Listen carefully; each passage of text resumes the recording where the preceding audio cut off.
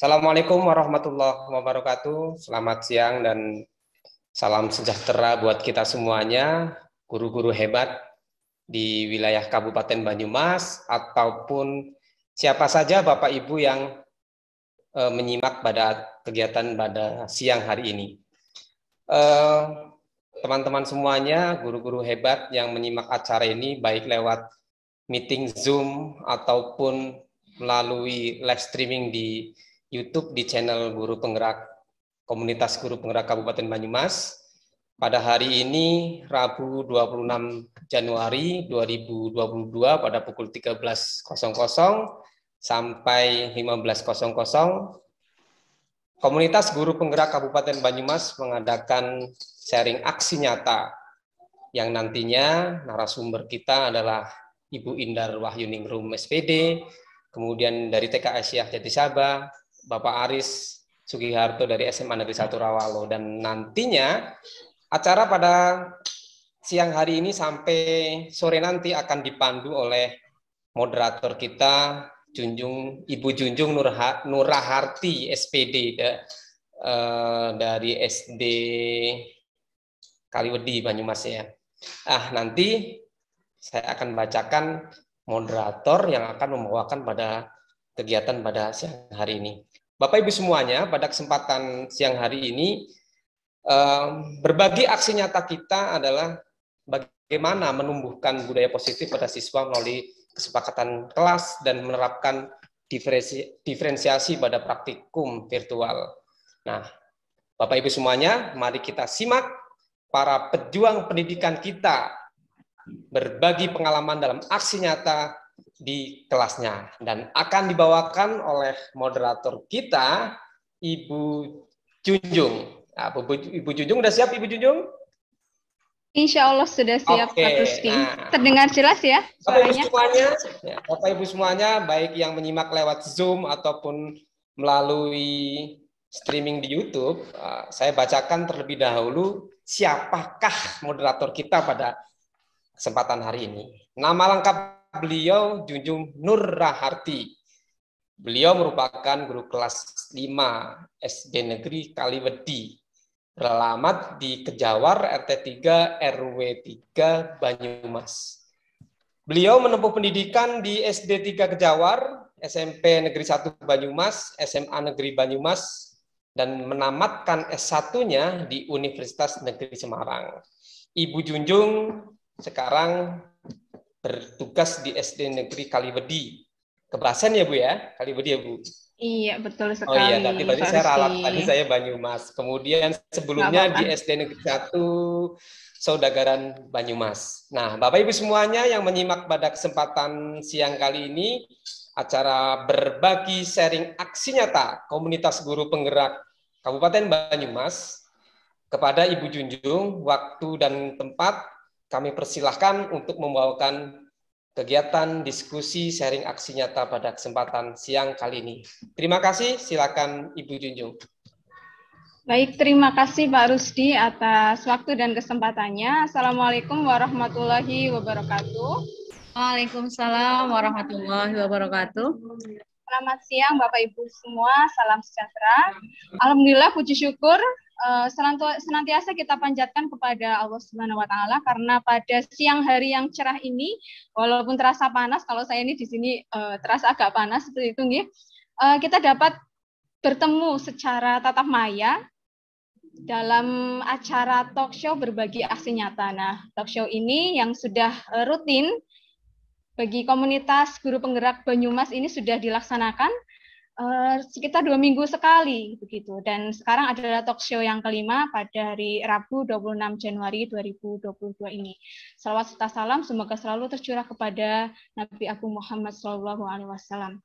Terima kasih, saya pada siang hari ini diberi kesempatan untuk memandu bincang-bincang berbagi aksi nyata pada siang hari ini. Dan kebetulan untuk siang hari ini kita kedatangan 2 narasumber yang hebat-hebat. Yang pertama ada Ibu Guru cantik dan menggemaskan dari Jatisaba, Ibu Indar Wahyuningrum. Dan yang kedua ada Bapak Ketua komunitas kita ini yang sudah malang melintang di berbagai event atau di berbagai kesempatan begitu, Pak Aris Sugiharto. Nah, untuk siang hari ini nanti kita akan menimba ilmu, akan merefresh pikiran lagi, merefresh apa yang sudah mungkin kita dapatkan di guru penggerak, ada menumbuhkan budaya positif pada siswa melalui kesepakatan kelas, lalu menerapkan diferensiasi pada praktikum virtual. Sebelumnya saya akan menyapa Bu Indar. Halo Bu Indar. Ya, halo Bu Junjung. Oke, suaranya sudah terdengar ya Bu Indar ya. Alhamdulillah, tadi sempat ada kendala tapi sekarang sudah terdengar begitu. Terima kasih. Untuk siang hari ini, nanti yang pertama materinya akan disampaikan oleh Bu Indar terlebih dahulu. Bu Indar ini adalah seorang guru TK Aisyah Jati Sabah. Beliau sekarang beralamat di Jati Sabah, RT 1 RW 3 Kecamatan Cilongok.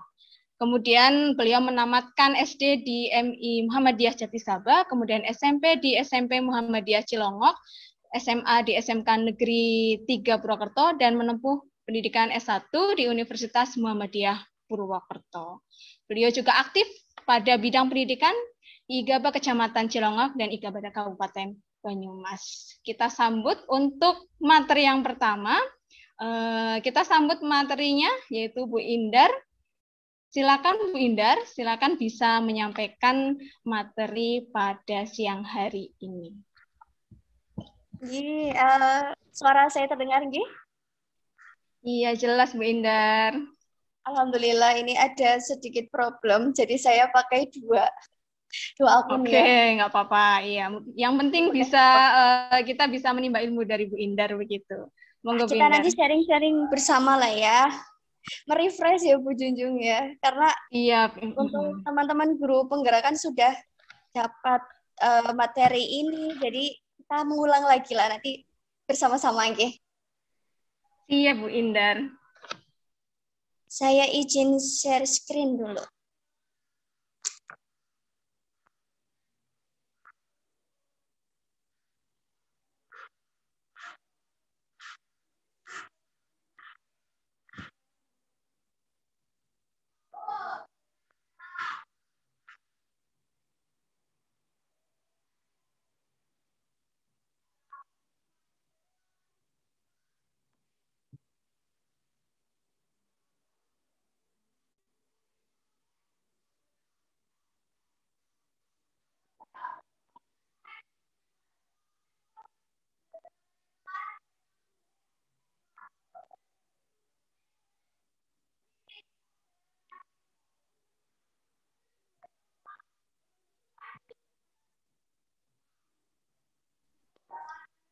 Bagaimana Bu Indar? Sudah ada kendala? Muncul apa enggak, Bu?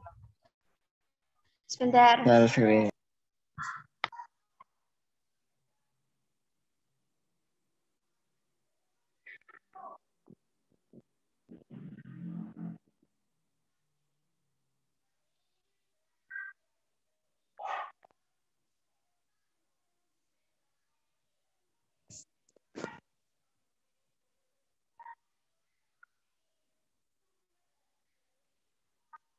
Ya, sudah terlihat PPT saya?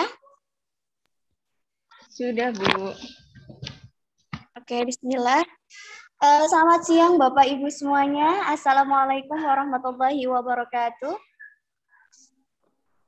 Waalaikumsalam warahmatullahi wabarakatuh. Iya, bagaimana kabarnya Bapak Ibu semua?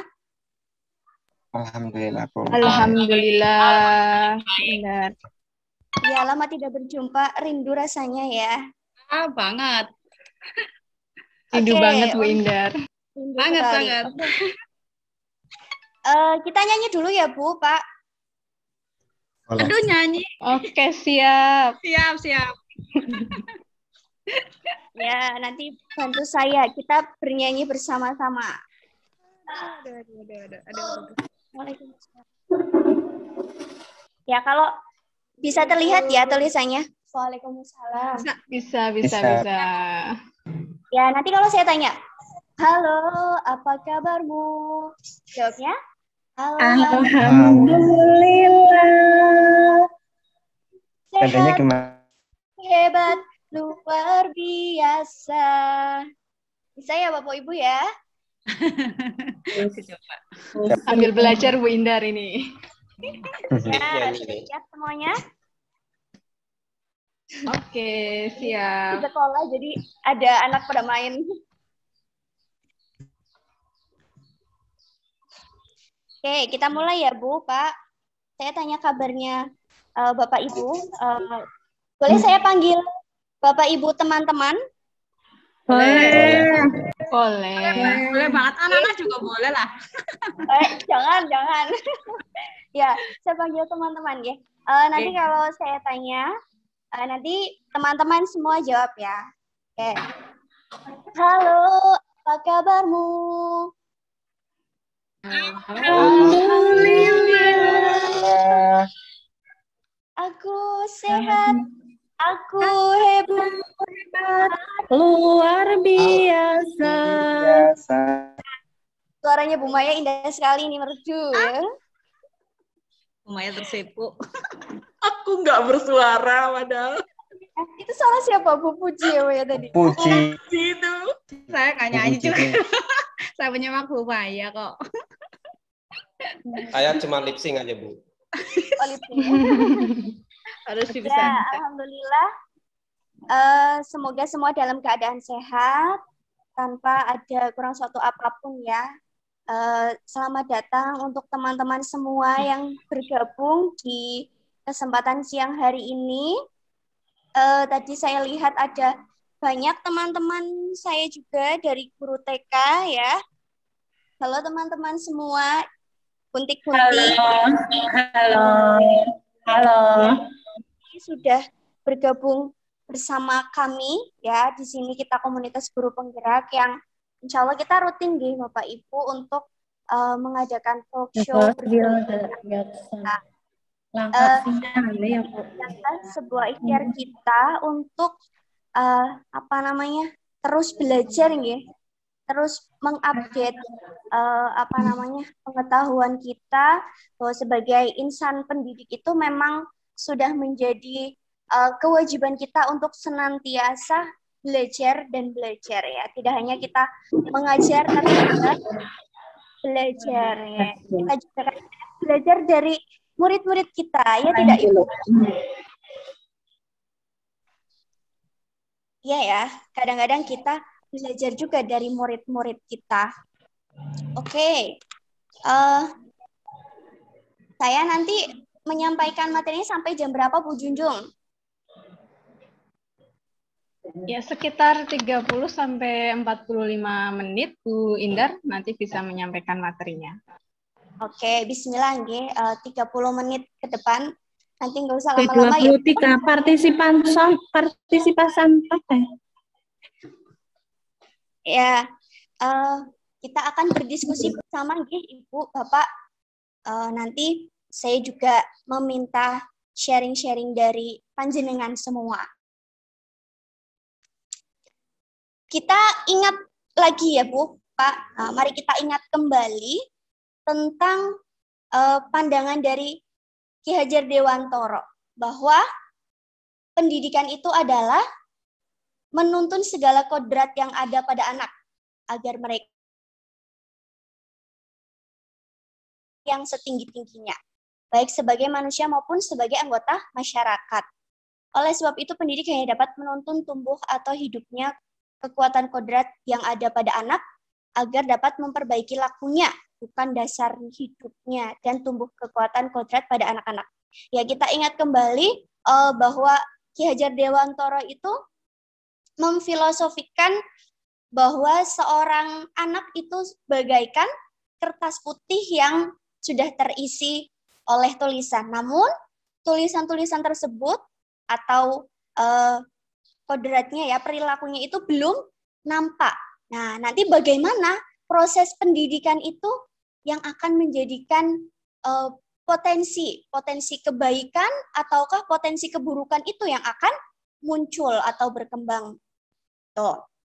Itulah fungsinya pendidikan ya, menuntun kodrat ya. Tidak kita hanya bisa memperbaiki lakunya, tidak pada merubah kodrat hidupnya.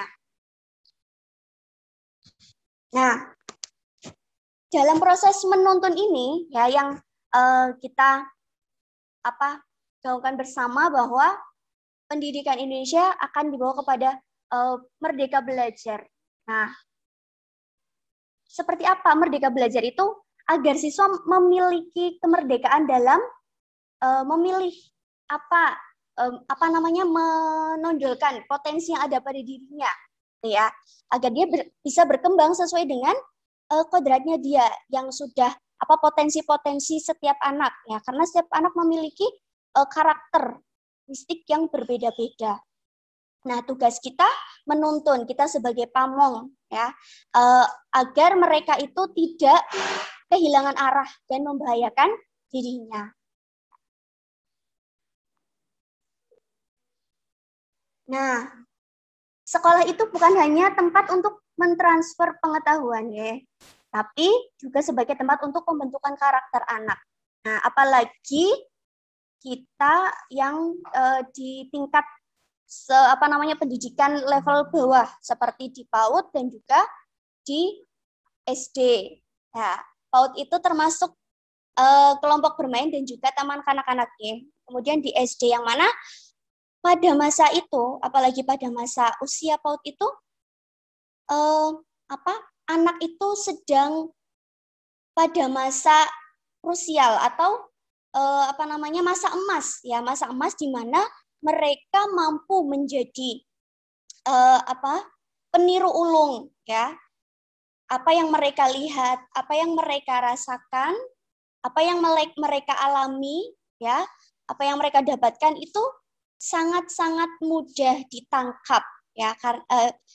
Misalnya coba saja Bapak Ibu misalkan punya anak kecil di rumah. Nah, kita mungkin misalkan di rumah biasa bicaranya tidak dipikir misalkan. Akhirnya si anak bisa ikut menirukan. Nah, tiba-tiba dia bicara kata-kata yang mungkin, loh, ini kan kata-kata orang dewasa, kenapa dia ucapkan? Nah, karena si anak ini mendengar apa yang diucapkan oleh para orang dewasa di sekitarnya, ya. Makanya kita butuh untuk membiasakan anak-anak untuk sesuai dengan pembiasaan karakter positif, ya, pembiasaan-pembiasaan yang baik. Nah, untuk apa ini kita membentuk karakter ini adalah untuk membangun fondasi dalam pembelajaran seumur hidup. Karena apa yang mereka dapatkan di masa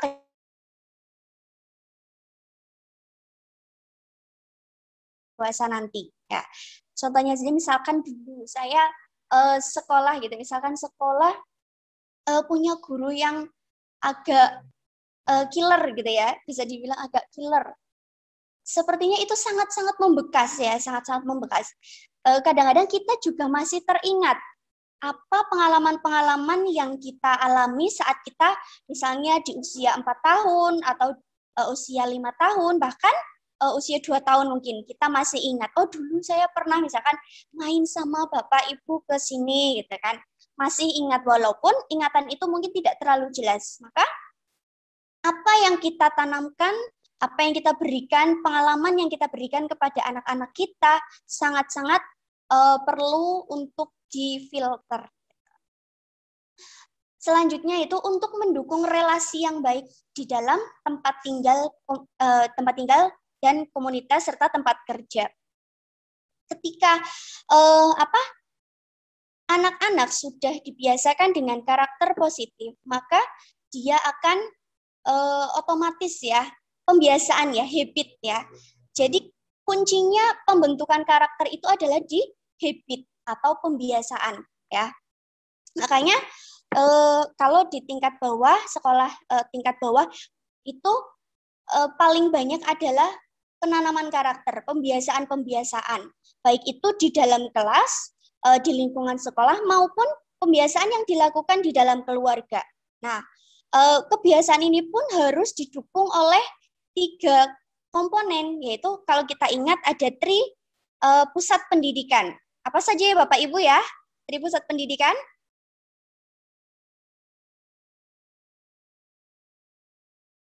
Halo? Halo, Bu Indar. Keluarga. Keluarga. Terus apa lagi? Masyarakat. Masyarakat. Dan juga Sekolah. sekolah. Ya, itu harus berkesinambungan. Tuh. Nah, tidak hanya di sekolah tingkat bawah saja. Saya pernah ke sekolahan SMK. SMK itu kan sudah tarafnya mereka sudah dewasa ya, seharusnya sudah memiliki karakter bawaan.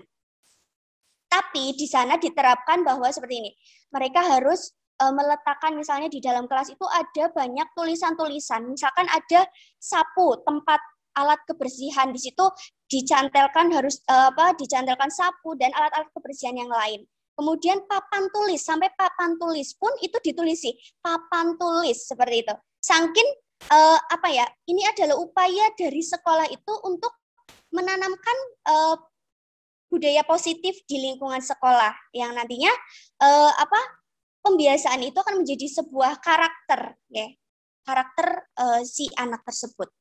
Saya salut itu. Padahal itu adalah sekolahan SMK ya, tapi sangat detail sekali dalam penanaman karakternya terhadap siswa. Kemudian untuk mengembangkan nilai-nilai personal dalam berkontribusi di kehidupan global. Oke, nah dari penanaman karakter ini adalah nanti muaranya yaitu karakter apa kalau kita sebagai warga negara Indonesia, yaitu karakter pelajar Pancasila. Ya, kita ingat kembali karakter pelajar Pancasila ada 6. Ya, yang pertama adalah beriman bertakwa kepada Tuhan Yang Maha Esa, berakhlak mulia, kemudian mandiri, bernaral kritis, berkebinekaan global, bergotong royong, dan kreatif. Nah, pendidikan kita nantinya akan mengarah ke sini. Nah, sekarang coba kita berbagi cerita yuk Bapak Ibu, silakan. Bagaimana kira-kira potret budaya di sekolah masa kini dan juga masa dulu? Bagaimana cara anak-anak belajar di era ini? Mungkin kita bisa bandingkan anak-anak sekarang bagaimana sih cara belajarnya. Kemudian kalau zamannya Bapak Ibu dulu seperti apa sih gitu ya. Zamannya kita pas sekolah seperti apa sih kondisi dari sekolahan itu, kemudian dari cara belajarnya, bagaimana gurunya seperti apa begitu. Silakan siapa yang mau berbagi cerita. Saya buka kesempatan untuk teman-teman.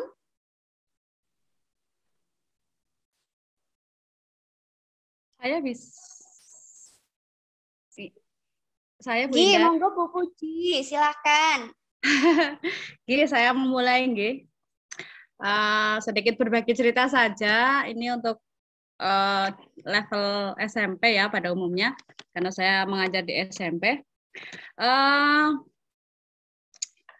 Kondisi saat ini dengan sekolah saya dulu itu berbeda jauh. Gitu. Ini kaitannya, saya ambil contoh yang sederhana saja, katanya hubungan antara siswa dengan gurunya itu. Kalau zaman saya sekolah dulu itu sangat sangat segan atau bahkan sangat takut dengan Bapak Ibu guru, apalagi dengan guru-guru tertentu yang saya merasa kesulitan dalam pelajarannya. Itu saya sangat takut sekali, perasaan saya waktu itu. Tapi ketika saya menjadi guru saat ini, kondisinya berbeda itu. Artinya mungkin anak-anak tidak takut atau tidak segan kepada saya, tetapi bukan pula meremehkan juga bukan, tapi lebih membangun hubungan baik saja itu. Kalau dari segi sayanya itu, kalau dengan anak-anak itu saya tidak menakut-nakuti anak-anak dalam tanda kutip ya, tapi saya lebih kepada membangun komunikasi, Bu Indar. Jadi saya membangun komunikasi yang baik dengan anak-anak itu. Saya menyimpan nomor WA mereka, kemudian saya suka kadang-kadang bahkan sering membuka status mereka biar tahu perkembangan mereka seperti apa, mainnya seperti apa, kemudian masuk ke dunia mereka itu. Jadi biar saya itu tidak ketinggalan zaman itu. Saya merasanya seperti itu saat ini. Dan itu berbeda jauh ketika saya jadi siswa kala itu. Ketika membangun komunikasi, saya merasa banyak hal positif yang dapat saya rasakan. Jadi saya lebih bisa masuk ke dunia mereka ketika saya mengenali dunia mereka. Itu karena untuk jenjang SMP ini cenderung sedang, bukan nakal-nakalnya sih, sedang rasa ingin tahunya itu sangat tinggi gitu. Jadi perlu diarahkan. Mencari jati diri seperti itu, nggih. Iya, sedang menjadi jati diri seperti itu. Kadang-kadang katanya mereka begitu, nggih. Tidak ngeh kalau mereka yang dilakukan itu tidak benar, itu kadang-kadang mereka juga nggak ngeh kalau itu tuh salah, kalau itu tuh nggak baik, itu kadang-kadang tuh mereka belum tahu itu. Jadi perlu bimbingan. Dan apalagi sekarang habis pandemi, anak-anak baru masuk sekitar satu bulan ini, jadi kalau saya sih masih masa adaptasi dengan anak-anak. Itu untuk berbagi pengalaman di saya di jenjang SMP, Bu Indar. Terima kasih. Oke, terima kasih Bu Puji. Mungkin ada dari teman yang dari jenjang PAUD. Silahkan. Saya panggil nih, atau saya tunjuk. Bu Ingrid, Bu Karidah, monggo. Bu Novi, atau Bu Aini, Bu Husnul.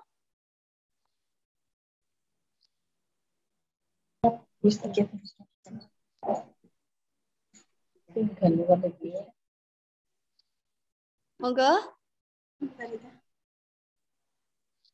Agar kita tahu ya kalau tadi dari jenjang SMP seperti itu ternyata. Bagaimana kita yang di jenjang TK?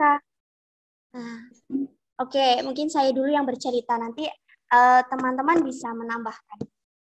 Ya betul Bu, kita juga yang di jenjang TK, anak-anak itu ya cara belajar mereka itu kan berbeda-beda ya. Ada anak-anak yang sangat aktif, mereka unggul di motoriknya, kinestetik ya, mereka cara belajarnya kinestetik. Ada yang mereka bisa fokus ya, ada yang masih suka main-main sendiri, ada yang sukanya bercerita ya, ada yang sukanya bahkan ada yang pendiam sekali, kalau ditanya itu baru jawab. Kalau tidak ditanya diam saja, teman-temannya berbicara dia masih antang. Itu sangat-sangat beragam. Ya, maka dari itu kondisi kita dulu dan juga anak-anak kita sekarang itu sangat berbeda. Maka kira-kira apakah masih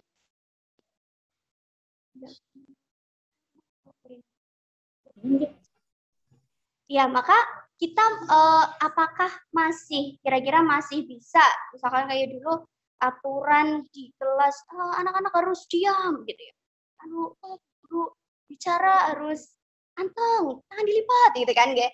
Kalau untuk anak-anak PAUD mungkin ada yang bisa fokus, ada yang subhanallah ya luar biasa, saking pintarnya mereka sangat penasaran dengan banyak hal, sehingga apapun itu bisa menjadi bahan cerita ataupun bahan diskusi di kelas, bahkan jadi tidak selesai-selesai kita kegiatan hari itu ya.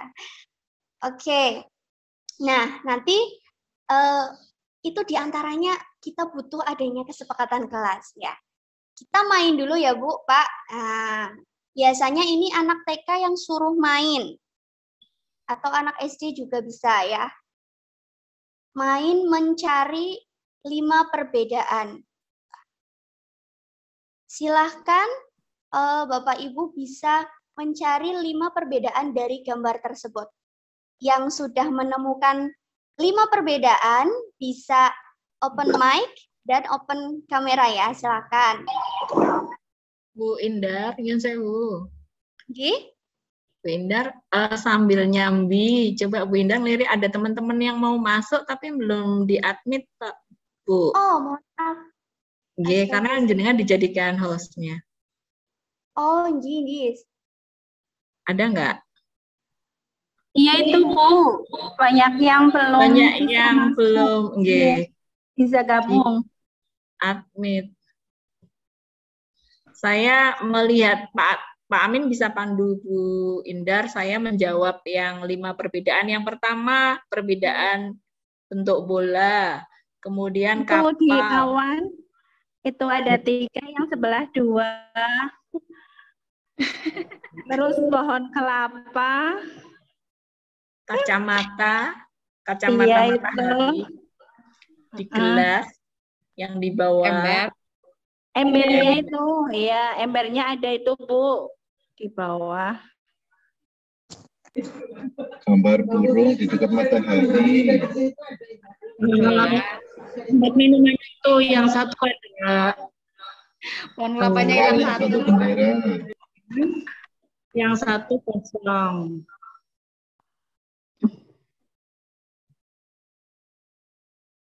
Kacamata.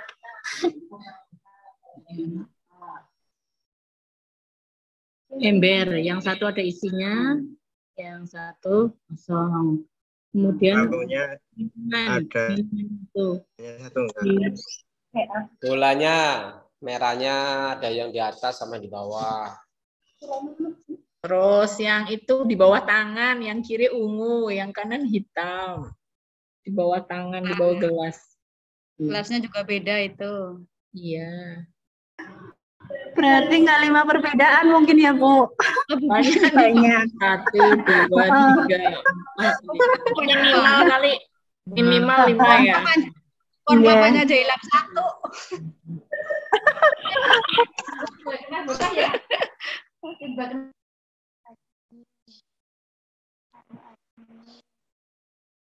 Satu, dua. Bu Maya, Bu Junjung ternyata terpental juga ini. Oh gitu.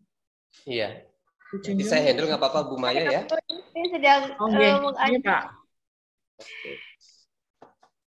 ini sudah belum ya? Oh ya ini. Bu. Saya tidak sadar ada yang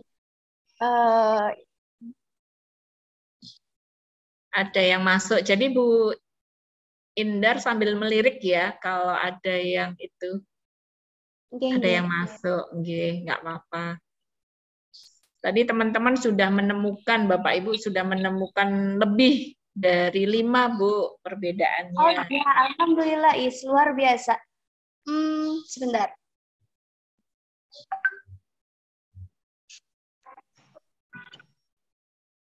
Oke, Bu Junjung udah masuk. Oke, sudah ya Bu Junjung juga sudah masuk ya. Alhamdulillah masuk lagi ini Bu, Pak. Terpental ya Bu Junjung. Oke. Iya, tiba-tiba mati. Semua ya. Selamat datang kepada teman-teman yang baru bergabung. Mohon maaf menunggu cukup lama untuk bergabung. Ya, selanjutnya saya masih punya gambar lagi. Silakan bisa dicari lagi 5 perbedaan. Mungkin teman-teman yang baru masuk atau yang lainnya silakan.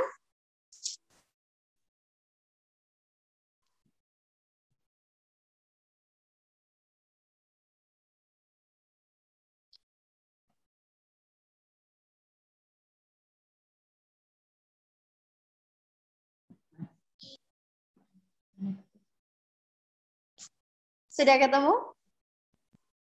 Sudah itu. Ada yang checklist itu kayak mata itu.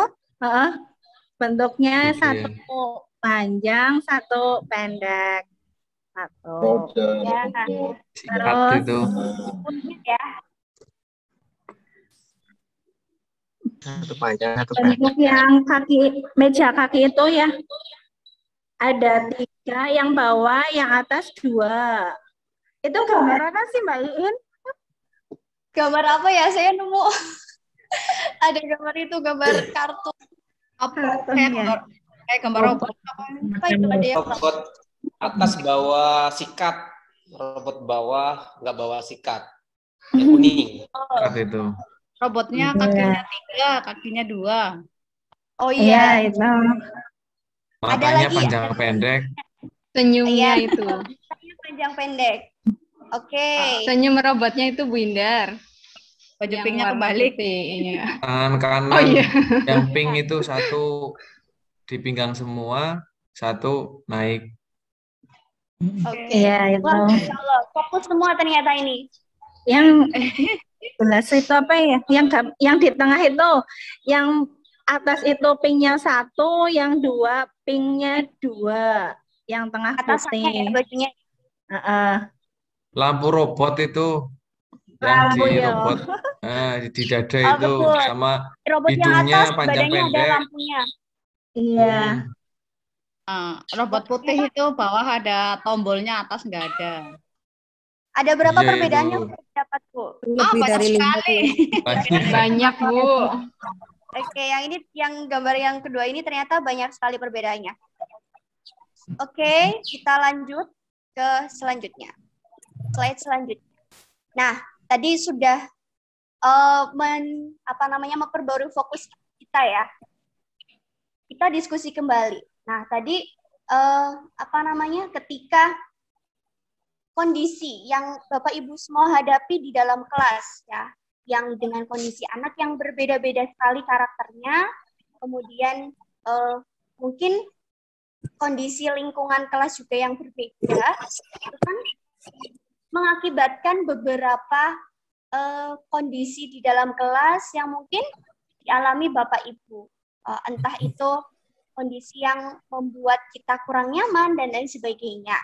Nah, biasanya apa sih yang Bapak Ibu lakukan sebelumnya? Yang mungkin untuk teman-teman guru penggerak kan sudah melaksanakan kesepakatan kelas ini. Kalau dari teman yang lain, kira-kira misalkan tadi ada murid yang mungkin sedang sikap berdoa, sedang jam pelajaran pertama misalkan mau berdoa terlebih dahulu, tetapi ada anak yang belum siap, ada anak yang bahkan masih bermain-main di luar seperti itu. Padahal jam masuk sekolahnya sudah menunjukkan jam waktu masuk kelas begitu. Apa yang Bapak Ibu lakukan biasanya? Mungkin Bu Karidah atau teman-teman yang lain, Bu Nur Aini, saya tidak bisa menyebutkan satu-satu ya.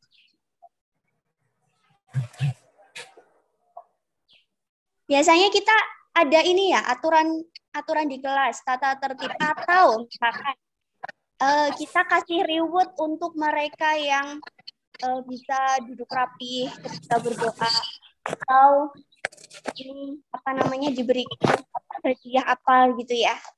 Nah, saya pernah mengalami hal ya. Anak-anak misalkan saat berdoa bagaimana ya, ini harus agendanya kegiatan belajarnya itu jam pertama misalkan harus berdoa dulu, kemudian hafalan, harus menjelaskan materi dan sebagainya. Tapi kondisi anak-anaknya belum siap ya. Nah, kemudian saya cobalah, buat papan bintang gitu ya. Buat papan bintang agar mereka mau melakukan perilaku seperti apa yang saya harapkan. Biar mereka itu tertib. Yuk, yang bisa hafalan, yang berdoanya baik, nanti Bu Guru kasih bintang. Nih, ada papan bintangnya ditempel ya. Ada nama-nama anaknya. Kemudian di tembok ada capaian bintangnya. Gitu ya.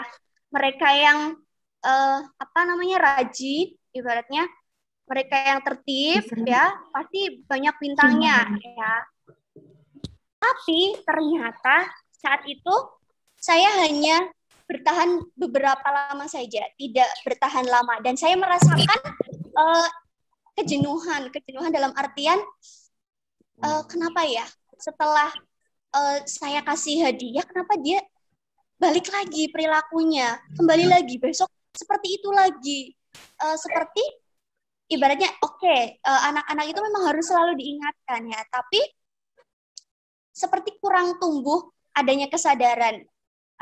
Kemudian kelas jadi agak kacau. Kita memikirkan anak-anak yang sulit dikondisikan, akhirnya kurang bisa mengkondisikan kelas ya, dan pembelajaran kurang tercapai dengan baik. Siapa pengen daftarnya? Siapa pengen daftar?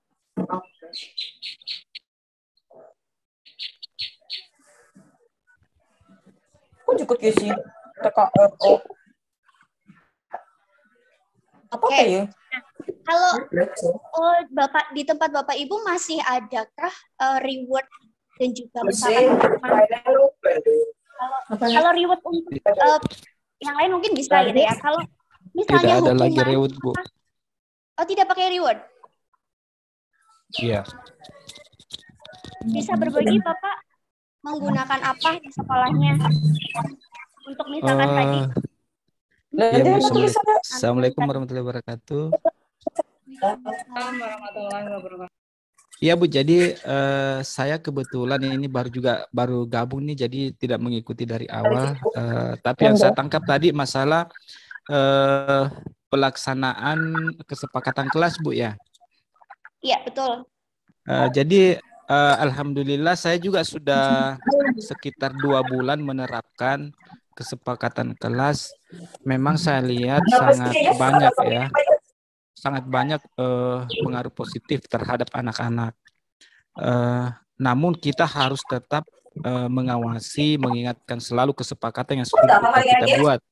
Kemudian kalau saya, Bu, bukan reward yang saya berikan, tetapi tetap ada sanksi untuk anak-anak yang tidak menepati atau tidak mengerjakan atau melanggar kesepakatan kelas. Kemudian sanksi yang saya berikan itu yang pertama adalah itu juga sudah masuk di kesepakatan. Jadi sebelum dibubuhi tanda tangan oleh wali kelas dan ketua kelas, sanksi yang kami kesepakati itu yang pertama adalah siswa menyanyikan lagu Indonesia Raya bagi yang melanggar nih. Yang kedua menghafal butir-butir Pancasila. Yang ketiga mempresentasikan atau menceritakan di depan kelas apa alasan mereka sehingga tidak mengerjakan atau apakah lupa. Kemudian sanksi yang paling tinggi itu adalah pemanggilan orang tua. Jadi apabila mereka melanggar 2-3 kali, maka kami panggil orang tuanya. Mungkin itu, Mbak. Bisa tahu Bapak dari mana asalnya? Saya dari SMP 17 Penajam Pasir Utara. Oh, Penajam Pasir Utara, jauh ya, Pak. Terima kasih. Kalimantan Timur. Ya. Oh iya. Saya punya teman di sana waktu itu ada kegiatan, tapi lupa saya. Oke, terima kasih atas kesempatan Bapak. Terima kasih atas waktunya. Kira-kira, coba kita amati dari tadi yang Bapak sampaikan. Bapak siapa? Mohon maaf. Ridwan. Oke, Ridwan. Bapak Ridwan sampaikan tadi, misalnya melanggar misalkan tadi yang hukumannya adalah membaca Pancasila. Iya, kemudian menyanyikan lagu Indonesia Raya atau lagu-lagu perjuangan. Kemudian sanksi yang paling berat itu pemanggilan orang tua. Kalau mereka tetap melanggar, maka pemanggilan orang tua. Oke, itu perilaku apa yang dilanggar dengan hukuman tersebut? Kalau saya sih, Mbak, hasil kesepakatan kelas yang saya buat itu ada 8 item yang sudah kami sepakati bersama. Ntar Mbak ya, saya lihat di sini kebetulan baru kemarin juga saya share ke teman, saya bacakan.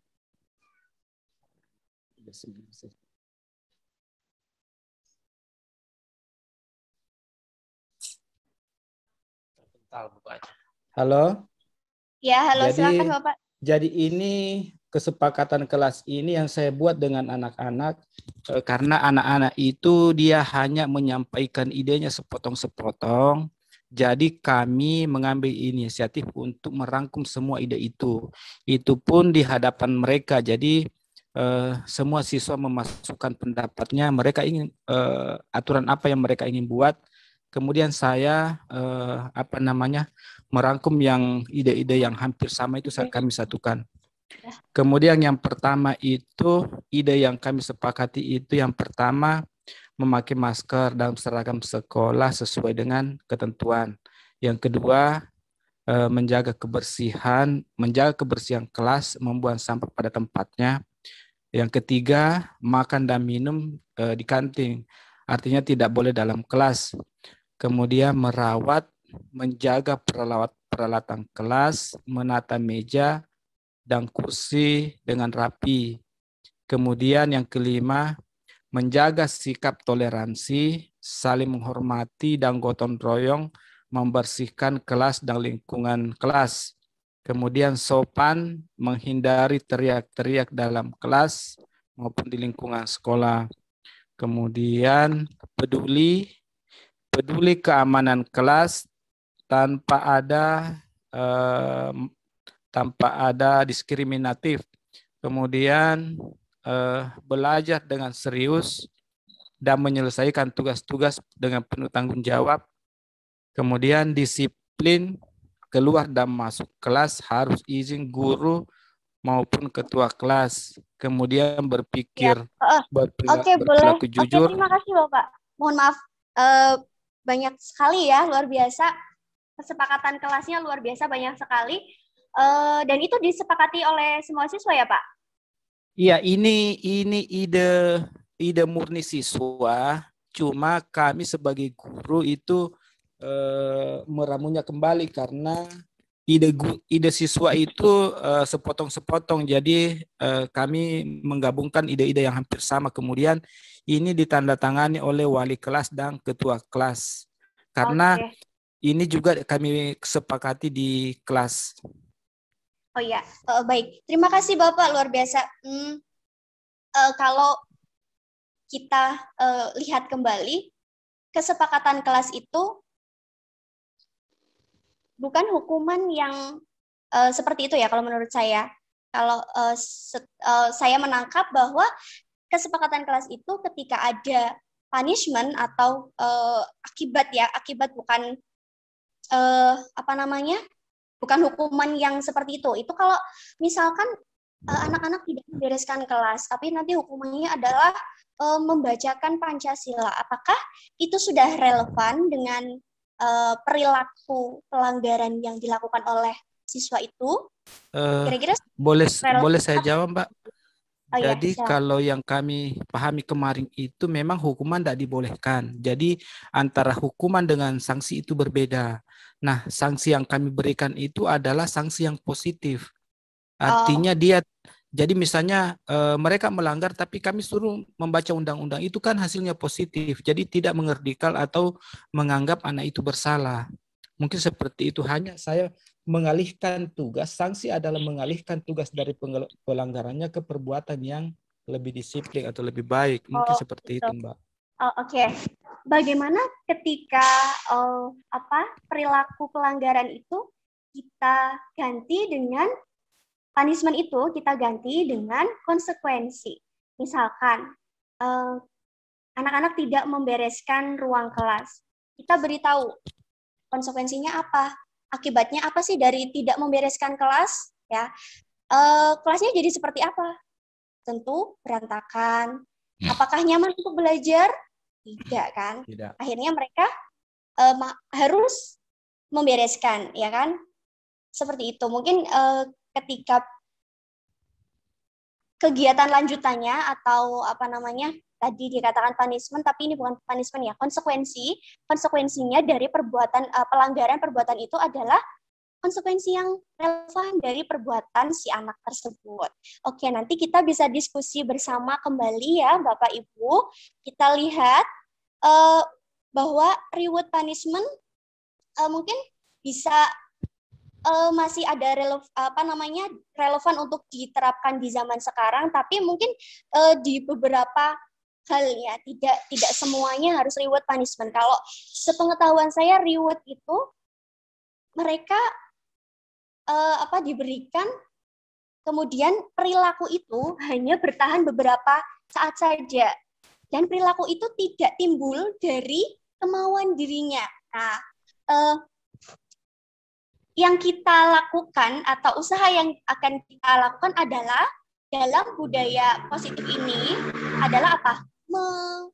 menumbuhkan motivasi intrinsik dalam diri siswa agar mereka berperilaku sesuai dengan kesepakatan atau sesuai dengan norma-norma yang berlaku atau karakter-karakter pembiasaan yang baik seperti itu. Jadi adanya kemauan dari dalam diri, tidak hanya dia karena ingin mendapatkan hadiah bintang misalkan, atau hadiah nanti juara kelas pas saat upacara satu ini semester misalkan di di rata-rata, wah siapa nih yang murid yang paling rajin seragamnya selalu tertib ya, tidak pernah melanggar aturan sekolah begitu, kemudian nanti dijuluki siswa yang rajin dan sebagainya. Bukan, motivasinya adalah untuk mendapatkan reward itu, tapi motivasinya adalah harus timbul dalam diri si anak tersebut bahwa oh ternyata ketika saya berperilaku misalkan tidak membereskan kelas, oh nanti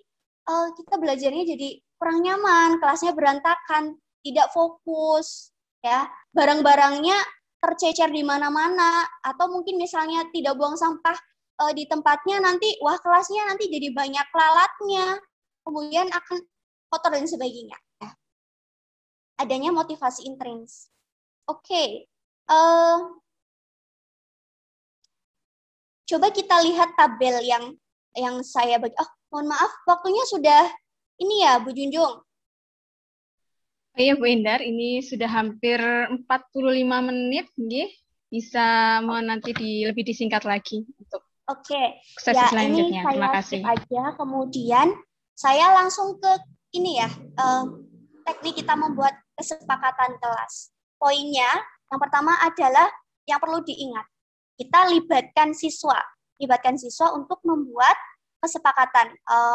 Tapi untuk jenjang misalnya TK, maka akan sedikit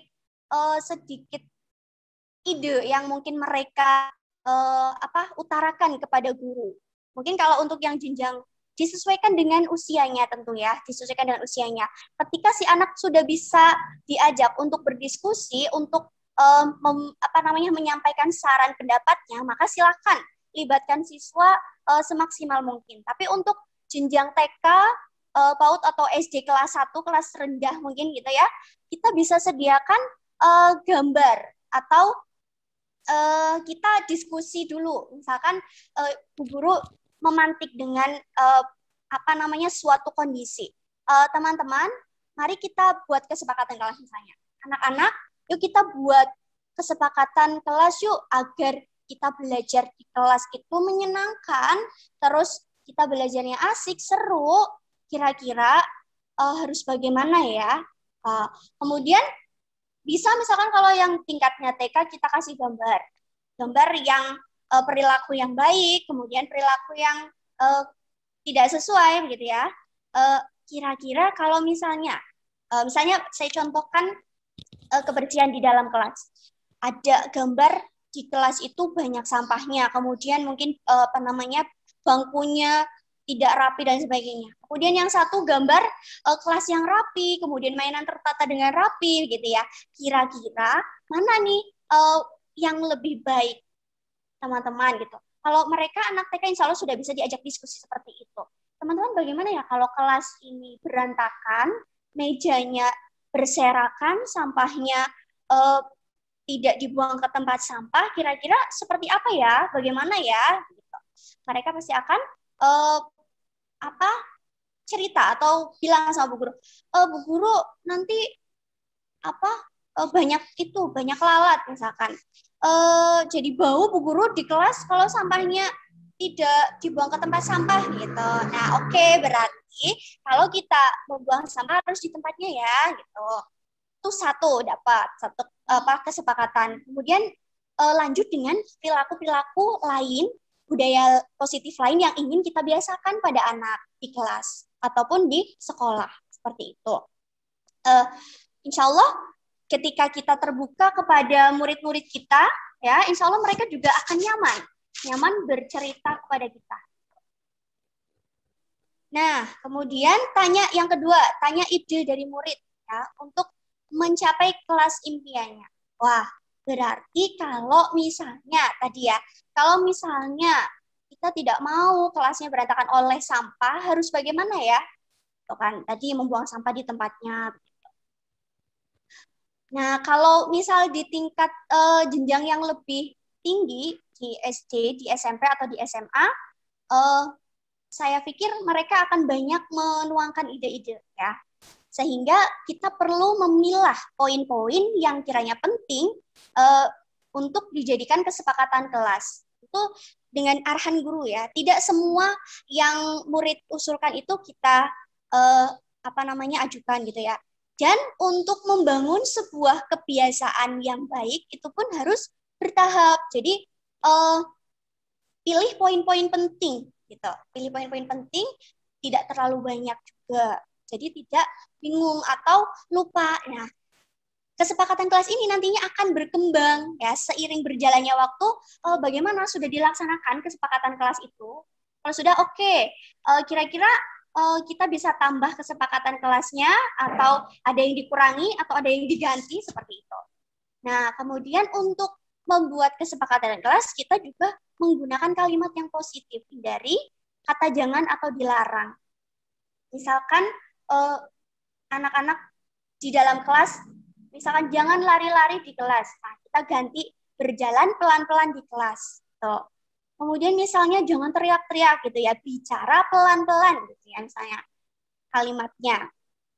Kemudian tanda tangani atau boleh dicap jari atau tangan agar semua memiliki rasa andil dalam kesepakatan kelas tersebut, punya tanggung jawab gitu ya istilahnya. Wah, ini penanaman karakter juga ya. Ternyata banyak sekali karakter-karakter yang dikembangkan dalam membuat kesepakatan kelas ini. Nah, yang tidak kalah pentingnya adalah tadi refleksi. Ini bisa diubah kalau kesepakatan kelasnya sudah dilaksanakan atau misalnya ada yang sulit dilaksanakan, kira-kira kenapa ya? Begitu. Dicari tahu, kemudian bisa mencari solusi bersama. Gitu. Oke, ini salah satu contoh kesepakatan kelas yang saya buat. Saya tempel di depan kelas. Nah, kalau ini dulu saya buat pas belajar daring. Jadi ada poin diskusikan waktu dan buat jadwal belajar. Ini saya buat bersama orang tua karena saat itu kita masih kondisinya adalah belajar daring, belum bertemu dengan anak-anak.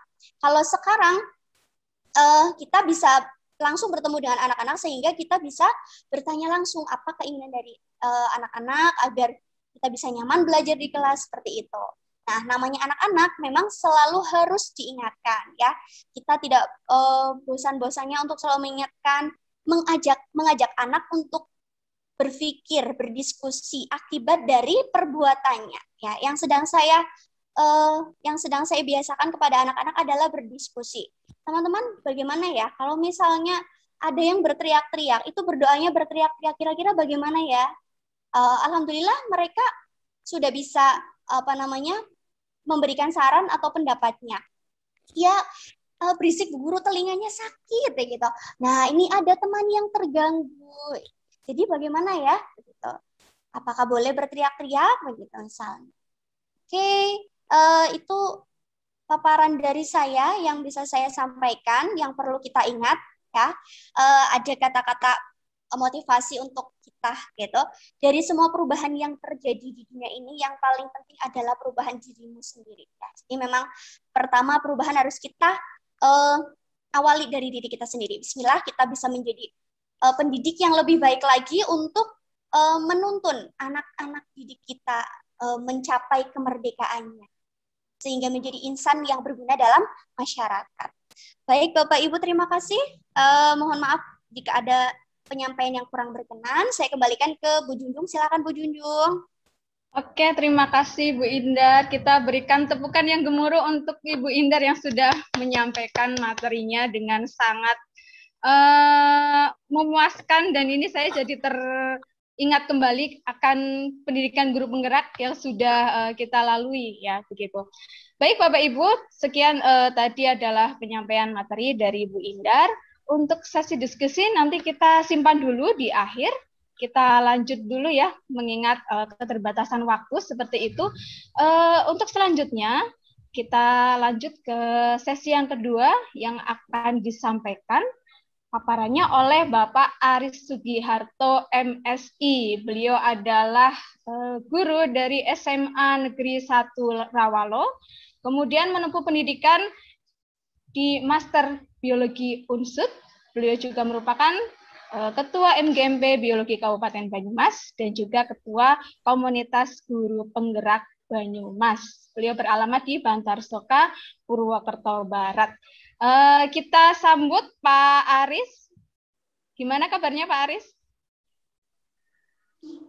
Yun Sewu, Bu Junju.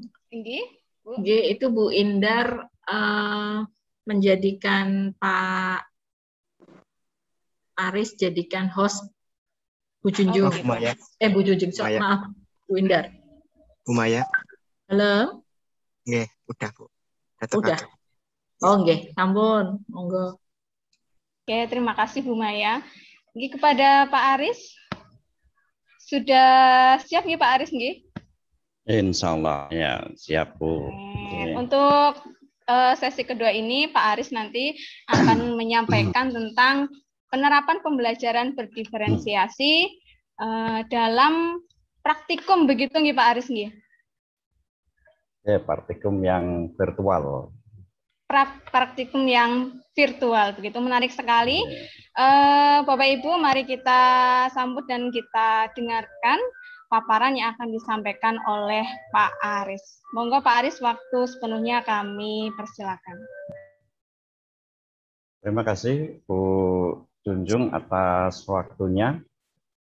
Teman-teman yang luar biasa, alhamdulillah pada kesempatan kali ini kita bisa bertemu bertatap maya dalam rangka ini nanti kita berbagi atau sharing aksi nyata. Dan pada kesempatan kali ini sebelum saya memulai, saya akan menyampaikan sebuah pengantar dengan pantun ya, gurindam ya pantun. Baik, tepung dibuat menjadi bakwan, disajikan dengan sajian tahu. Saya ingin pada kesempatan kali ini untuk mengucapkan Assalamualaikum warahmatullahi wabarakatuh. Waalaikumsalam warahmatullahi wabarakatuh. Baik, teman-teman yang luar biasa. Waktu efektif saya gunakan, kalau tadi yang pertama itu Bu Iin ya, sudah menyampaikan hal yang luar biasa terkait dengan kesepakatan kelas di dunia bermain anak ya. Dan pada saya akan sampaikan di SMA pun ada dunia bermainnya. Barangkali dunia bermainnya nanti ada satu perbedaan, tetapi perbedaan inilah yang saya masukkan ke dalam diferensiasi. Baik, langsung akan saya izin untuk share screen teman-teman semua.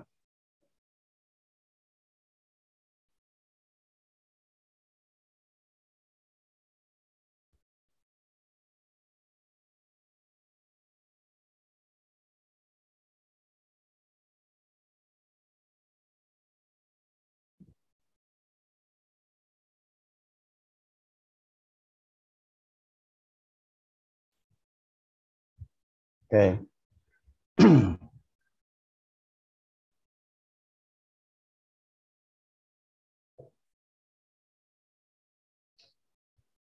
Baik, terkait dengan sharing yang akan saya sampaikan, ini adalah saya berbagi apa yang sudah saya lakukan terkait dengan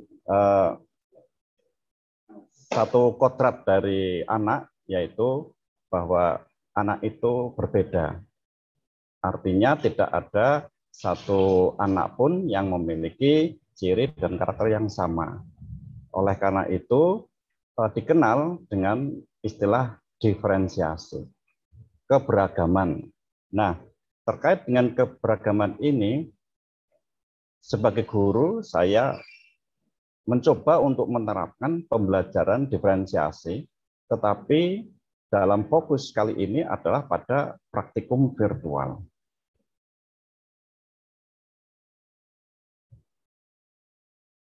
Hal yang mendasari saya untuk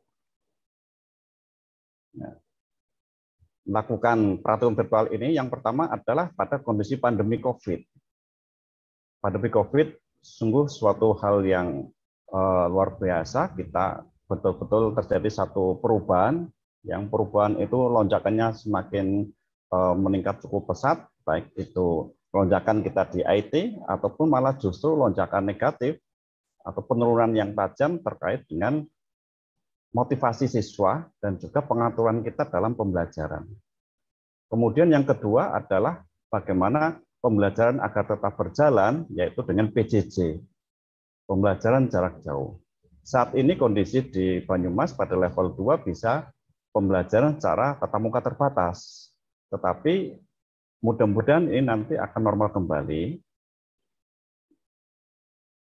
Belum jelasan untuk tahap berikutnya, tentunya kita tetap persiapkan sehingga praktikum kita jalankan, apakah nanti lewat virtual ataupun lewat secara real. Nah, di sini permasalahannya adalah ketika praktikum menggunakan zat kimia. Zat kimia tentunya selain zat kimia adalah alat-alat kimia yang diperlukan pada saat praktikum. Nah, kalau ini dilaksanakan secara jarak jauh, tentunya sangat-sangat beresiko. Dan yang saya lakukan ini adalah ketika praktikum itu siswa tidak berada di sekolah. Bagaimana caranya? Disinilah pada praktikum virtual, satu jawaban yang saya dari perenungan itu adalah kita terapkan diferensiasi. Bagaimana praktikum itu bisa dilaksanakan di rumah, yaitu dengan praktikum virtual, yaitu praktikum di dunia maya. Kemudian yang kedua adalah dilaksanakan secara diferensiasi. Baik itu diferensi kontennya, yaitu melayani siswa-siswa yang beragam.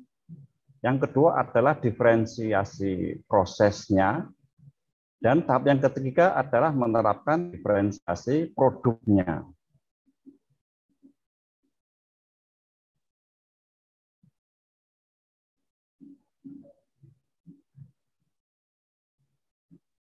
Langkah pertama yang saya lakukan itu adalah saya ingin mengetahui bagaimana kondisi siswa, karakter siswa di kelas, yaitu saya menggunakan yang pertama adalah langkah dengan asesmen diagnostik awal. Dengan menggunakan form, saya ambil data ke siswa. Satu contoh yang pertama ini, untuk persiapan praktikum virtual, media apa yang akan Anda gunakan? Apakah HP sendiri, HP orang lain, tablet sekolah, komputer atau laptop sendiri, komputer, laptop orang lain, berarti pinjam, atau di komputer sekolah. Yang kedua, bagaimana kondisi sinyal jaringan internet di tempat tinggal Anda? Karena terkait dengan praktikum yang akan dilaksanakan, ini jelas akan memakai sarana WiFi atau kondisi internet. Nah, di sana saya ingin menggali data apakah baik, cukup, atau kurang kondisi di tempat tinggal siswa. Selanjutnya adalah cara belajar dari siswa. Saya ingin bagaimana gaya belajar dari siswa.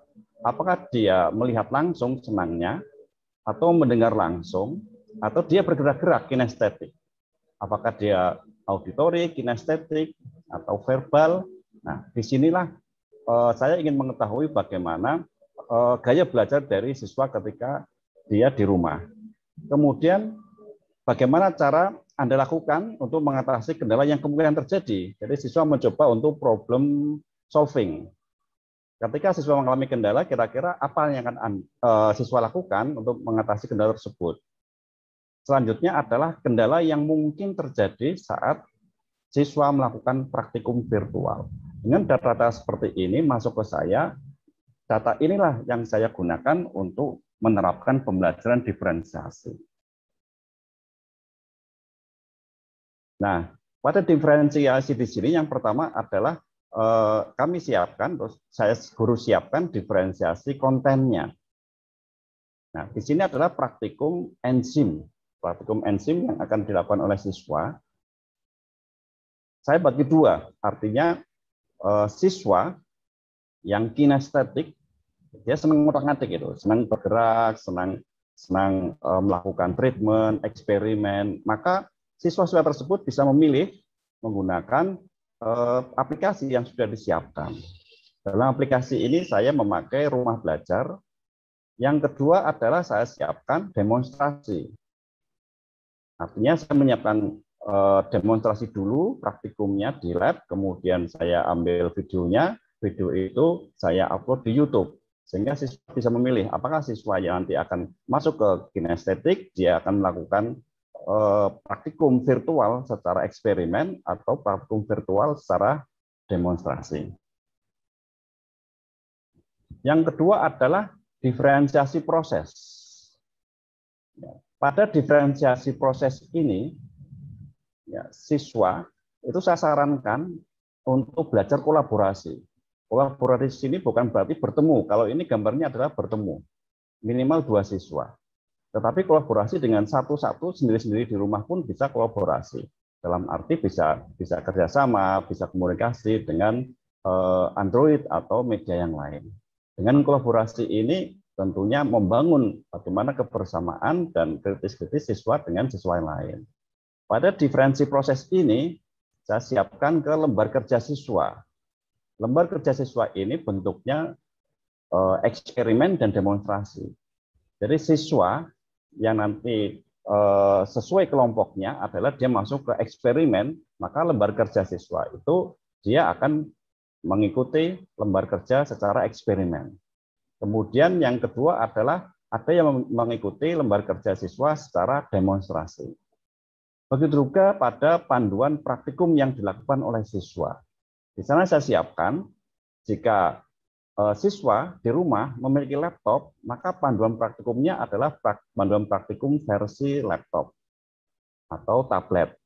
Yang kedua, jika siswa itu memakai HP Android, maka panduan praktikumnya mengikuti yaitu dengan panduan praktikum yang Android. Karena dalam versi ini memang tampilannya berbeda antara laptop dan Android. Sehingga apa yang disampaikan guru kadang tidak sesuai dari siswa karena siswa itu dengan guru berbeda dalam penggunaannya. Siswa memakai Android, guru memakai laptop. Nah, dengan seperti itu maka pada panduan praktikum itu saya buat 2. Satu menggunakan versi laptop, satu menggunakan versi Android. Disinilah diferensi proses yang saya terapkan, yaitu siswa itu yang eksperimen masuk eksperimen, demonstrasi masuk demonstrasi, kemudian pemakaiannya, kalau dia memakai laptop, dan Android juga memakai Android. Dan juga jika siswa ternyata tidak memiliki HP, itu bisa bergabung dengan temannya, atau kondisi sinyal di rumah itu tidak support atau tidak mendukung, maka itu pun bisa bergabung dengan teman terdekat dengan rumahnya. Selanjutnya pada diferensiasi produk. Pada diferensiasi produk ini adalah ketika siswa itu sudah melakukan praktikum yang sudah dijalankan, maka siswa itu akan mempresentasikan, mengkomunikasikan dalam bentuk presentasi ke siswa sendiri dengan media Zoom atau memakai Meet. Ya, siswa menyampaikan, ini wujud satu komunikasi dan juga tanggung jawab apa yang sudah dia lakukan secara berkelompok. Bentuk laporannya inilah yang berbeda, artinya dalam diferensiasi produk, siswa bisa memilih atau bisa menentukan nanti akan apa yang akan dilaporkan bentuknya. Apakah bentuk video, bentuk gambar, bentuk desain, tetapi dalam LKS di sana ada tabel-tabel yang harus diisi oleh siswa. Sehingga walaupun itu berbeda diferensiasi, tetapi dari segi konten atau data yang dibutuhkan itu sama, hanya bungkusnya atau kemasannya saja yang berbeda. Sebagai akhir refleksi, refleksi saya lakukan lagi dengan form, yaitu dengan diagnosis lagi, tetapi dalam bentuk akhir, karena diagnosis ada yang awal, ada yang pertengahan, dan ada yang akhir. Dan yang akhir saya buat satu angket.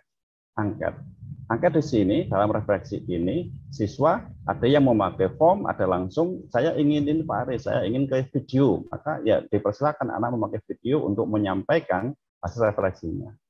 Yang pertama adalah ternyata siswa itu termotivasi dalam mengikuti praktikum virtual. Karena kondisi yang tidak memungkinkan untuk melakukan praktikum real. Maka ketika saya kenalkan, kita memakai praktikum virtual. Nah, ternyata mereka termotivasi dan hasil yang pertama refleksinya adalah membangun motivasi. Yang kedua, pada praktikum virtual dapat digunakan secara diferensiasi. Di sini adalah siswa bisa memilih dua. Apakah dia akan melakukan praktikum virtual secara eksperimen atau bisa menggunakan praktikum virtual secara demonstrasi, yaitu dengan melihat YouTube saja. Gitu. Keduanya ada titik lemah dan ada kelebihannya. Tapi di situ dalam LKS juga ada panduannya. Yang ketiga adalah pada praktikum virtual itu ternyata dalam hasil belajar ketika saya tes dengan man wife ya, atau saya keefektifan dalam belajar dengan normal gain ya, N gain, ternyata itu memang virtual eksperimen untuk saat ini data yang saya ambil itu masih cukup efektif dalam meningkatkan hasil belajar. Nah, ini pada refleksinya. Kemudian akan saya sampaikan terkait dengan contoh LKS-nya.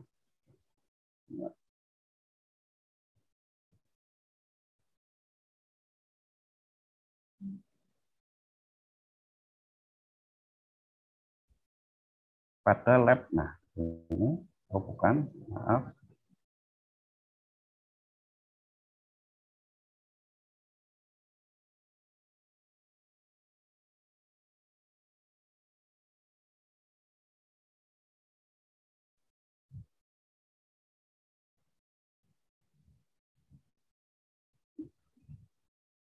Ini dulu sebenarnya pada refleksi.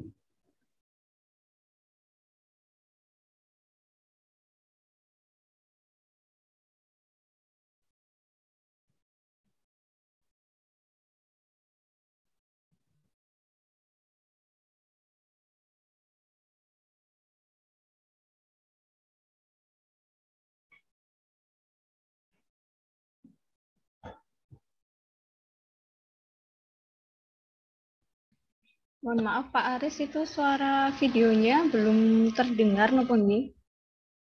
Belum terdengar. Belum terdengar Pak tadi.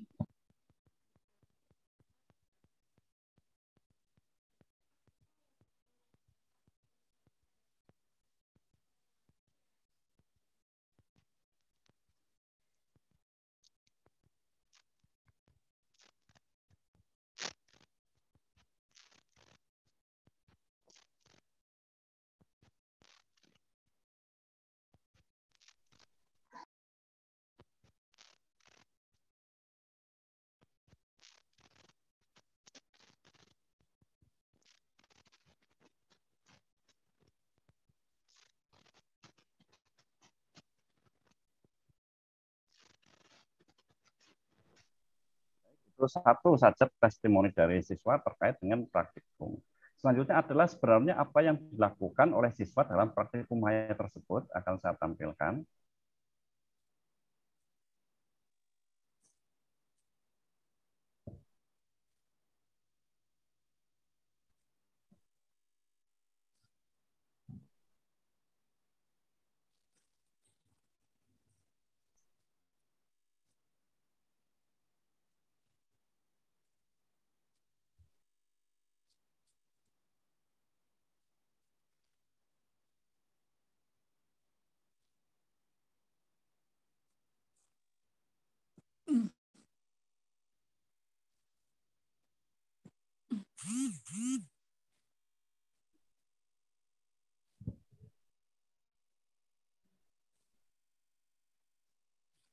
Nah, ini teman-teman untuk LKS-nya.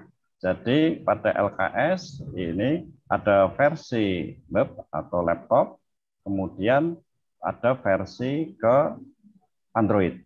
Saya buka, siswa nanti bisa klik di sini.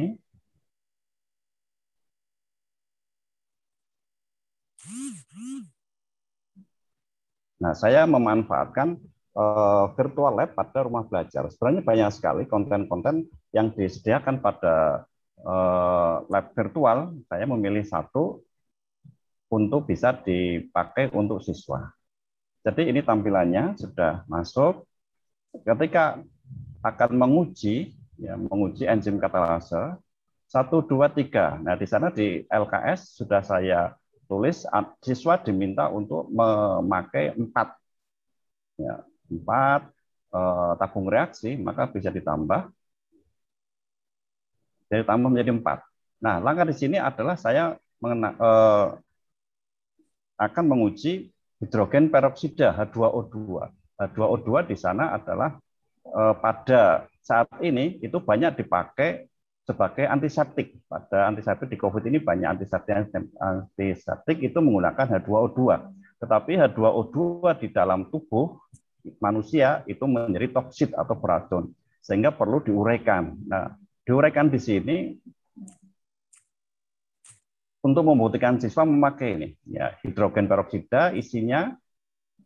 Siswa bermain-main seperti ini. Bermain seperti ini, diberi 3 tetes, 1 contoh. Nah, 3 tetes, 1, 2, 3. Kita ditetesi, ini bisa diamati oleh siswa. Yang kedua juga diamati, nanti apa yang dilihat oleh siswa, itu ditulis dalam tabel. Begitu juga tabel ke tabung keempat. Juga dicoba H2O2-nya, ini yang harus diurai menjadi H2O dan O2, sehingga tidak terjadi toksit dalam tubuh yang bersifat racun. Nah, dalam kondisi seperti itu, di sini tambah senyawa, apakah akan dibuat asam atau basa. Kalau asam berarti di HCl ditambah di sini, ketika dia tambah HCl dalam kondisi asam, ya, dalam kondisi asam seperti apa?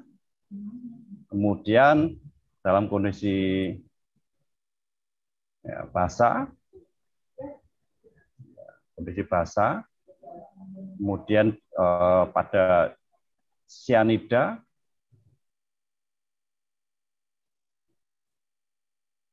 oke.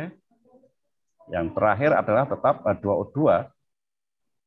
Nah, dalam kondisi seperti ini memberi satu pelajaran ke siswa bahwa H2O2 yang ada dalam tubuh kita itu harus diuraikan, tapi penguraiannya itu berhasil atau tidak tergantung kondisi dari badan atau kondisi lingkungannya. Apakah dia netral, basa, atau asam.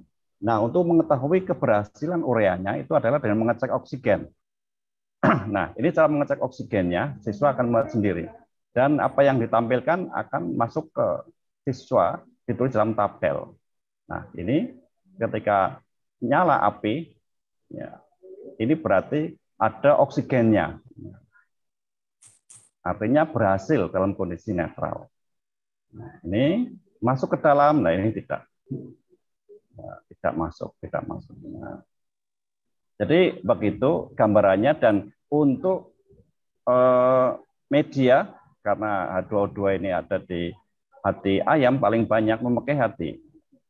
Tetapi bisa dengan versi lain, atau kentang, atau apel, dan suhunya ini bisa divariasikan. Dan anak-anak bermain seperti ini. Kalau tadi di awal, di kondisi awal itu anak bermain, nah bermainnya anak dengan seperti ini. Anak mencoba untuk mengekspor, NKRI menemukan sendiri. Ketika dengan suhu sekian bagaimana, pH sekian bagaimana.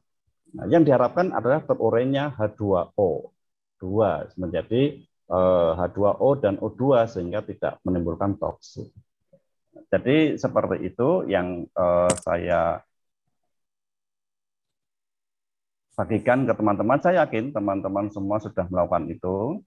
Ya, tapi di sini kita sharing yang saya lakukan agar dalam kondisi pandemi, dalam kondisi keterbatasan, ketika praktikum tidak bisa dilaksanakan, maka bisa menggunakan alternatif yaitu praktikum virtual. Tentunya praktikum virtual ini tidak bisa menjawab kebutuhan siswa secara umum seperti praktikum real di lapangan, kondisi real. Tetapi ini bisa dimanfaatkan ketika kondisi tidak bisa secara real dilaksanakan di rumah karena terkait dengan kondisi senyawa kimia dan alat-alat kimia. Barangkali itu untuk yang perlu saya sharingkan ke teman-teman, dan ini sudah saya lakukan. Bisa dilaksanakan memakai hibrid juga ketika siswa tidak bisa melaksanakan praktikum di sekolah karena suatu hal tidak bisa berangkat, maka ini juga bisa dilaksanakan pada siswa yang tidak berangkat ke sekolah. Barangkali itu yang perlu saya sampaikan untuk saat ini. Selanjutnya bisa kita sharing untuk diskusi terkait dari diferensiasi.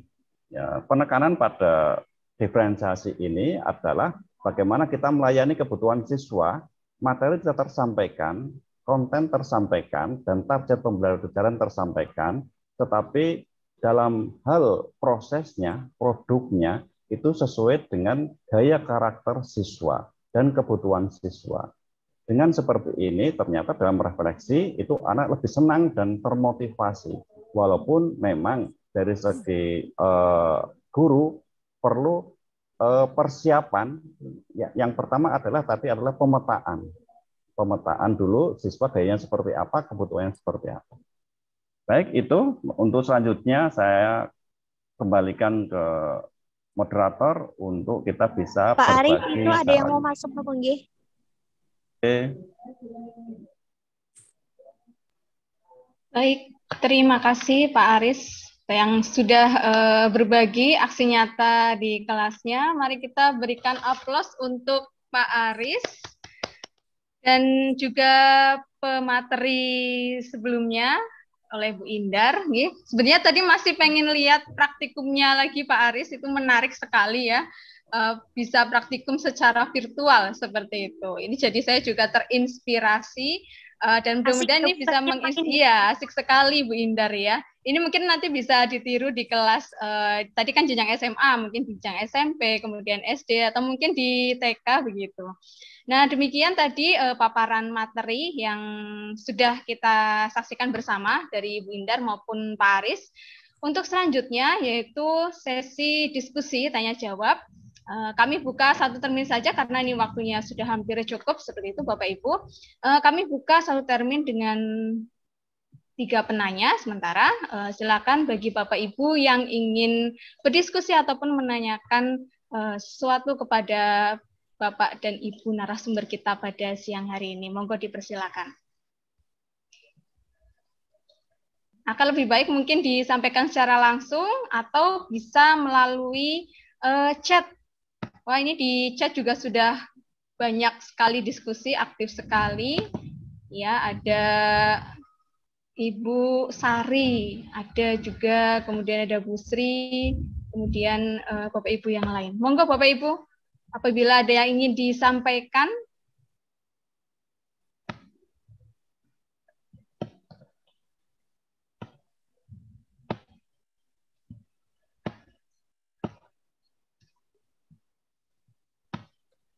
Sepertinya belum terlihat loh Pak Rusdi.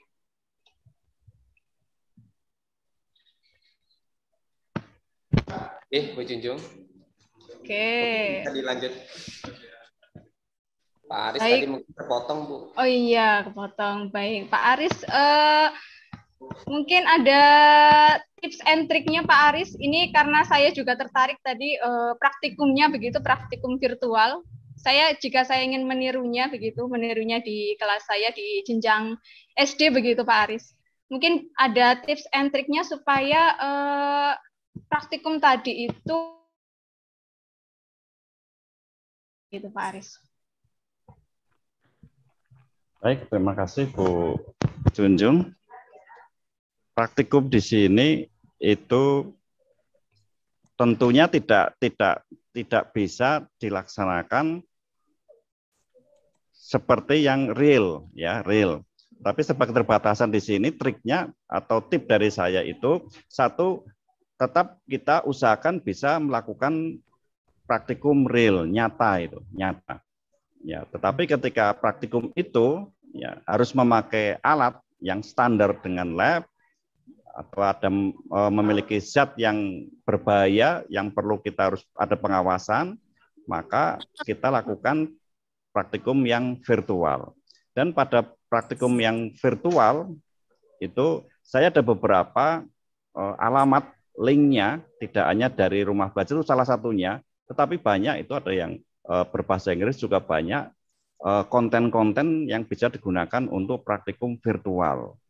Dan praktikum virtual itu tidak hanya untuk jenjang SMA, bahkan bisa bermain-main dari SD, SMP itu bisa. Kalau untuk yang TK mungkin bisa, tapi untuk yang TK saya belum pernah untuk melihat.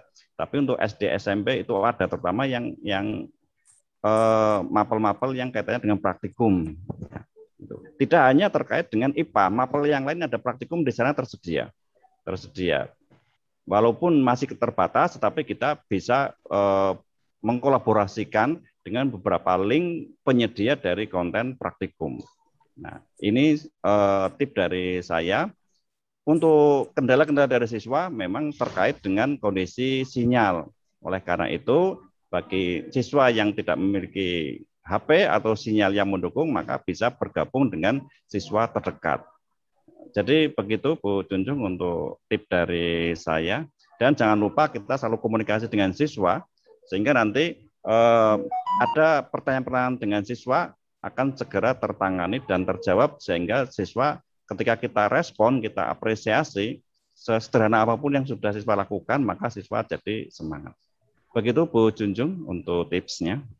Oke, terima kasih Pak Aris. Tadi itu tips and triknya agar pembelajaran tadi dengan praktikum virtual dapat terlaksana, dan tentunya dengan mempertimbangkan diferensiasi yang ada. Dan juga kuncinya tadi kalau saya bisa mengambil itu, kuncinya komunikasi dengan siswa, begitu ya Pak Aris, komunikasi yang efektif. Jadi bisa menampung kebutuhan murid juga, seperti itu. Ya, betul ya.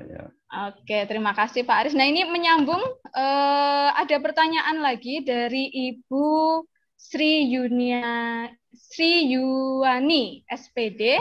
Ini sepertinya pertanyaan untuk Bu Indar. Mungkin Bu Sri bisa menyampaikan secara langsung jika tidak ada kendala. Oke, baik, saya bacakan saja untuk pertanyaan untuk Bu Indar dari Bu Sri. Ketika kita menerapkan diskusi kepada anak, apakah bisa diikutkan dalam pembelajaran atau sebagai permainan saja? Begitu Bu Indar. Kita punya alasan tersendiri. Sudahkah Bu Ani mencoba untuk bertanya apa alasan mereka tidak tertib dalam berseragam, atau mungkin terlambat seperti itu Bu? Atau berperilaku yang lain yang mungkin kurang tertib? Oke, Bu Indar, jadi begini Ibu dan teman-teman yang lain, jadi di sekolah kami. Suaranya terputus, Ibu. Sepertinya kesulitan sinyal ya Bu Indar ya, mungkin. Bu Ani. Halo Bu Ani. Halo Bu Ani. Maaf, tadi hilang. Oh iya, silakan Bu Ani. Silakan. Jadi, iya Ibu, saya ulang, di sekolah kami mulai tahun ini tidak ada poin pelanggaran tidak kami terapkan. Kesepakatan kelas ada, tata tertib ada. Nah, terkait misalnya pakaian, model rambut, ya memang anaknya itu lagi. Misalnya anak yang terlambat, sudah ditanya, sudah dibina oleh BK, kesiswaan, tapi ternyata besok ya itu lagi.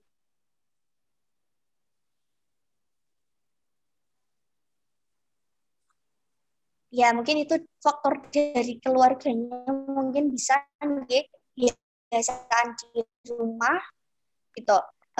Diberikan waktu mungkin, atau itu gimana itu Bu? Mengatasi hal yang seperti itu dan anaknya ya itu terus begitu. Terima kasih. Sudah komunikasi dengan orang tua di rumah? Ibu, orang tua sudah dipanggil, sudah segala macam, tapi memang ya anaknya memang apa ya? Kalau dibilang sudah kayak efek PJJ sih mungkin ya 2 tahun kemarin itu yang kayak lost gitulah, itu yang menjadi sangat sulit, bahkan guru-guru sampai pengeluh, udahlah enakan PJJ daripada kita PTM tiap hari pusing sama anak-anak seperti itu. Ada sampai keluhan seperti itu loh Bu. Nah, banyak Bu, sampai ada banyak yang seperti itu. Sampai gini loh Bu, wis lah balik maning di poin bae ngerti-ngerti status kan dikeluarkan sampai kayak gitu loh. Mbok ada yang bisa memberi apa ya? Ini boleh nggak sih anak-anak yang seperti ini kita istilahnya keluarkan dari sekolah seperti itu loh? Mungkin Pak Aris bisa membantu yang lebih berpengalaman, sepertinya punya murid yang luar biasa. Monggo Hebat Pak ya. Aris, iya. Kita diskusi Ya, saja. punya Monggo Pak Aris. macam-macam karakter nih Pak Aris. Monggo Pak Aris. Ya, baik. Ini di pengalaman di lapangan saja. Di awal tadi aturan itu awal dibentuk kan sebenarnya kesepakatan wujud tanggung jawab anak. Dan memang sering kita menemukan ya anak-anak itu saja yang melanggar. Nah, sebelum kita memberikan poin atau apa, pendekatannya tetap pendekatan ke edukasi. Kita komunikasi dengan siswanya, orang tuanya, kemudian ada langkah-langkah, barangkali ada peringatan, ya ada pembinaan. Nah, ketika sudah beberapa tahap ternyata tidak bisa ya sesuai dengan kalau memang harus dikeluarkan dari sekolah, ya itu kan kesepakatan, artinya kesepakatan di awal dan kesepakatan itu dibuat bersama. Tetapi langkah terakhir kalau memang dikeluarkan itu memang langkah terakhir. Ya, itu salah satu edukasi juga barangkali siswa memang tidak nyaman di sekolah tersebut dan dia akan bisa prestasi dan nyaman di tempat yang lain. Biasa jadi sudah seperti itu. Banyak anak yang sukses di tempat lain pun banyak. Tetapi memang hukum atau konsekuen yang diterapkan di sekolah dengan di lembaga yang lain kan berbeda. Kita adalah ke edukasi, tetap kita edukasi, komunikasi dengan tahap-tahap yang sesuai dengan kesepakatan aturan yang sudah diterapkan di sekolah. Karena itu kalau tidak kita terapkan juga wibawa dari sekolah yang turun artinya kita malah tidak memberikan satu disiplin positif, penerapan disiplin positif tetap dilaksanakan, ditegakkan, tetapi dengan pendekatan edukasi. Demikian Ibu untuk pengalaman dari kami di lapangan. Terima kasih. Ya, terima kasih atas sharingnya tadi Bu Indar dengan ditambahi oleh Pak Aris, begitu mudah-mudahan bisa menginspirasi dan menjawab pertanyaan juga tadi dari Bu Ani, ya. Karena waktunya sudah cukup sepertinya ini, jadi kita akhiri sesi diskusi tanya jawab ini, begitu. Terima kasih kepada Bu Indar dan Pak Aris yang telah memberikan paparannya sekaligus berbagi sharing, ya aksi nyata yang sudah dilaksanakan nyata di kelasnya, baik di TK, jenjang TK maupun di jenjang SMA tadi. Dan ini sungguh sangat menginspirasi, terutama bagi saya dan mudah-mudahan kepada Bapak Ibu yang lain juga. Dan ini nanti bisa kita terapkan di kegiatan pembelajaran di kelasnya masing-masing, begitu. Demikian dari saya selaku moderator. Mohon maaf apabila ada salah tutur kata dan ada kekurangan, mohon dimaafkan. Sekian, saya kembalikan kepada Pak Rusdi. Assalamualaikum warahmatullahi wabarakatuh. Waalaikumsalam warahmatullahi wabarakatuh. Terima kasih banyak Bu Junjung yang telah membawakan talkshow pada kesempatan hari ini dengan apik, dengan asik ya, terkait dengan sharing aksi nyata yang telah dilaksanakan atau dilakukan oleh teman-teman hebat semua guru penggerak Kabupaten Banyumas. Terima kasih juga kami sampaikan kepada narasumber hari ini, Pak Aris Sugiharto, sekaligus Ketua Komunitas Guru Penggerak. Ini hari yang luar biasa. Ketua langsung mengisi jadi narasumbernya nih Bu Junjung ya. Biasanya menyimak dulu sekali, Pak. Ini langsung turun tangan. Ini turun tangan langsung ini. Nah, yang kedua Bu Indar tadi luar biasa ya, praktek-prakteknya yang di-sharing dengan kita, nyanyi juga tadi di awal, jadi luar biasa teman-teman semuanya.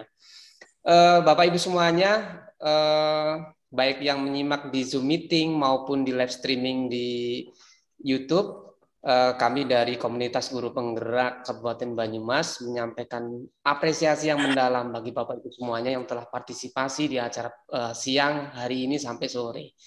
Harapan kita adalah apa yang disampaikan oleh narasumber-narasumber hebat tadi menjadi sebuah inspirasi buat kita menjadi sebuah referensi kita untuk melakukan aksi nyata, melakukan sesuatu yang terbaik di kelas kita. Sehingga dalam sebuah paradigma pendidikan kita di abad 21 ini, kolaborasi adalah satu hal yang sangat dimungkinkan bahwa kita guru bisa mencari informasi ataupun sumber-sumber lain di sekitar kita, bahkan ke teman-teman kita sendiri. Nah, di komunitas guru penggerak Kabupaten Banyumas ini adalah salah satu solusi alternatif bagi teman-teman semuanya yang terkadang stuck, terkadang terhenti, mau cari inspirasi apa ya nanti saya di kelasnya. Kalau kita menyimak talkshow demi talkshow yang kita lakukan seminggu, 2 minggu sekali kita laksanakan, insya Allah kita akan kaya dengan keterampilan-keterampilan kita terkait dengan pembelajaran di kelas yang bisa kita terapkan di kelas kita. Jadi Bapak Ibu semuanya, kami haturkan terima kasih, mohon maaf tadi ada gangguan teknis, kemudian tim-tim semua yang di belakang kita ya, Pak Amin, kemudian Bu Maya, saya yakin kita bisa live seperti ini tidak bisa disupport oleh mereka semuanya. Dan Bapak Ibu semuanya, kita aplaus buat kita semuanya. Guru penggerak, gimana Pak Aris? Ya, saya ulangi ya, Bapak Ibu semuanya. Guru penggerak Indonesia Maju. Indonesia Maju. Oke, semuanya. Nanti selanjutnya kita akan di 2 minggu yang akan datang kita akan dengan topik yang berbeda, dengan tema yang berbeda, tentunya lebih asik dan lebih menarik semuanya. Terima kasih Bapak Ibu semuanya, saya mohon pamit dan salam sehat untuk Bapak Ibu semuanya, salam bahagia, insya Allah Indonesia, jika kita bergerak, pendidikan Indonesia maju. Terima kasih, assalamualaikum warahmatullahi wabarakatuh. Waalaikumsalam warahmatullahi wabarakatuh.